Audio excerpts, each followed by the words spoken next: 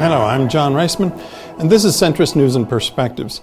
I want to talk a little bit about economics and what's going on in the markets, not just coronavirus, of course, but the markets in general. So let's take a look at this chart. Now, what you can see here is what's called the Schiller P ratio. And the Schiller ratio, I've segmented it into areas where it's kind of dangerous to invest or extremely dangerous to invest, or areas where it's very safe to invest, generally speaking, and areas where it starts to get a little more challenging. Now, you see the green and the light green, that's the area I'm talking about. Now, this line has to do with the price-earnings ratio, and the Schiller price-earnings ratio is kind of special. But generally speaking, you can see that when the price-earnings ratio is very high, in other words, the price to the earnings of the company. So if, for example, a price-earnings ratio is 30 or 31, or as we saw in late 1999, close to 45, it was up in the 44 range. The company has to make a lot of money to support that price of the stock.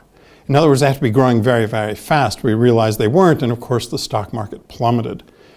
Now, if you're buying something at, for example, a price-earnings ratio of 44, it means what you're paying for the stock is 44 times more expensive than what the stock is actually worth. And when it's that expensive, it's not the best idea to just generally buy, unless it is in fact a super fast growing company. Now, if you look at the lighter green and the green area, these are the areas where it's safer. You can also see where Black Tuesday occurred and Black Monday, which was in around 1989, the 2000 drop, the 2008 drop, and of course our most recent Corona drop. Now, if you go back to 1929, you also see the Black Tuesday drop, which was extraordinarily severe. Now, let's explain a couple things because I want people to understand why and when it's a good idea to invest and what this means generally to the economy. But you have to put it in the context of the safety of the nation and the safety of the economy, because a safe economy is a secure economy, and that's the kind of economy you want. You don't want this jumpy economy that goes screaming high and falling down, crashing, jobs lost, houses lost, futures lost, retirement funds lost. That's not a good economy. And that's what Trump has given us, a dangerous economy.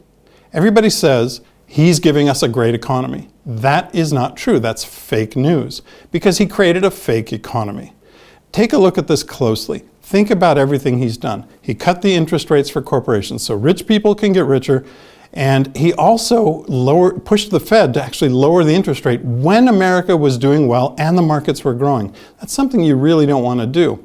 And here's the big problem with that. When you do that, then what happens when you have a real emergency, you already lost some of your, what they call bullets out of your gun. You already fired them off.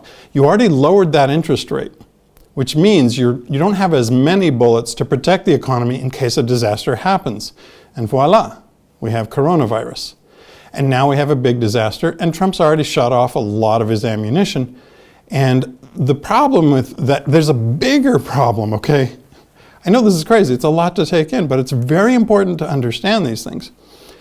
When the interest rates are low, corporations take on more debt. So when everything turns south, they're loaded with debt, and that puts you into a recession, and the more debt there is, the more extended that recession can be.